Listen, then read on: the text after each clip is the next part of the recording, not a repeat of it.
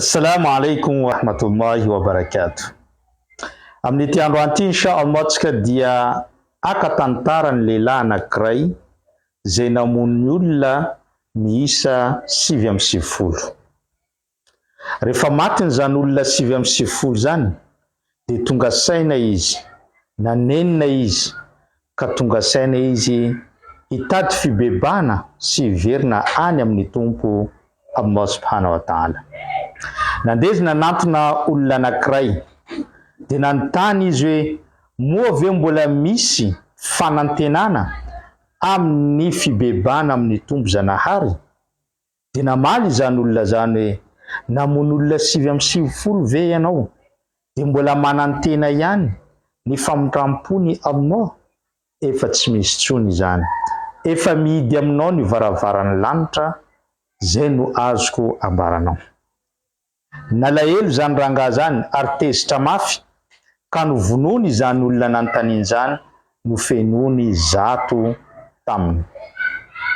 Rehefa maty ny olona zato dia mbola nalahelo ihany izy, te hibebaka ihany izy ary nanenina tamin'ny asa ratsy zay nataony, ka lasa izy nandeha nanantona manam-pahaizana anankiray. Nanontany izy hoe moa ve mbola misy fanantenana manoloana ny famondram-pony tompo Zanahary? Dia niteny zany manam-pahaizana zany hoe ny famondram-pony Allah subhanahu wa ta'ala dia midadasika amin'ny zavaboary rehetra, ary na dia hoe fahotana tahaka ny ahoana no nataonao dia mbola vonona tompo Allah handray anao raha vonona hiova sy hiala amin'ny toetra ratsinao ianao. Ka raha ohatra ka androanonao tapa-kevitra ny hiverina amin'ny Allah dia mba omeko karazana sosikevitra anao hoe miala amin'ny toerana izay nanaovanao nyity fahotana ty, ary mandehananao any amin'ny toerana hafa izay maro olona mpanao asa sosy mpanompo any Andriamanitra, dia mandehana any ianao miaraka manompo any Zanahary amin'izy ireo. Lasa iny rangahy iny niala ny tanàna ary nandeha izy hamonjy toerana izay be mpanompo any Allah subhanahu wa ta'ala. Saingy tena mpandehanana dia ndosy ny fahafatesana izy.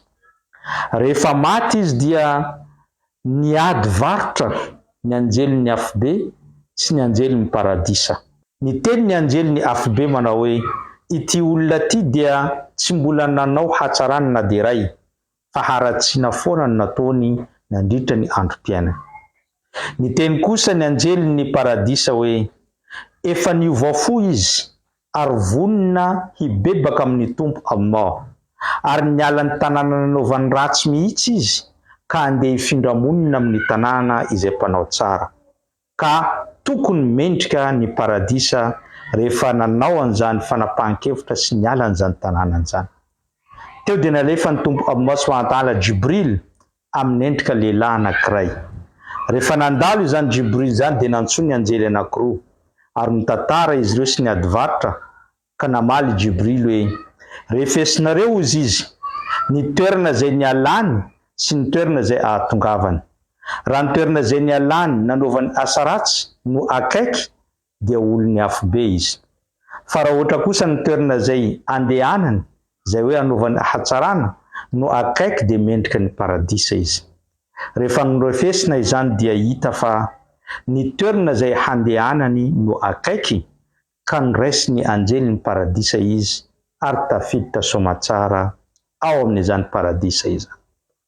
Ny lesona azontsika tsoahana amin'izany raha lasa nabavy anatin'ny fiangonana Islam: ninona ny fahotana izay vitanao, namony olona, nanompo sampy, nangalatra, nijangajanga, nisotro toaka, nanao ireo karazana zavatra maro izay voararan'ny lalàna.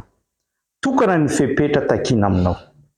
Manapa-hevitra anao androany hiala amin'ny asa ratsinao ary hiverina hibebaka amin'ny Allah, ary manapa-kevitra ihany koa fa tsy hiverina intsony amin'izany fahotana izay vitanao zany, fa ho raisiny Allah subhanahu wa ta'ala anao, ary ny famondram-pony dia midadasika mandray ny olona rehetra izay nanota sy nanao tsy rariny teto ambony tany.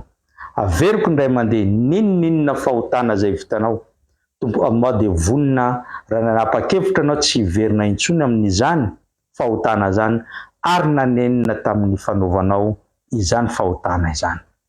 Olona namono olona zato mbola nahazo famindram-pony Allah. Indrindra na nisotro toaka fotsiny, nijangajanga na nangalatra fotsiny, miverena amin'ny Allah fa vonina izy andrainao amin'ity androany ity. Zay no fampatsiavantsika tamin'ity androany ity. Abonnez-vous, partagez-vous, ary ataovy j'aime fa mbola betsaka ny zavatra hozaraintsika eto. Wassalamu alaikum wa rahmatullahi wa barakatuh.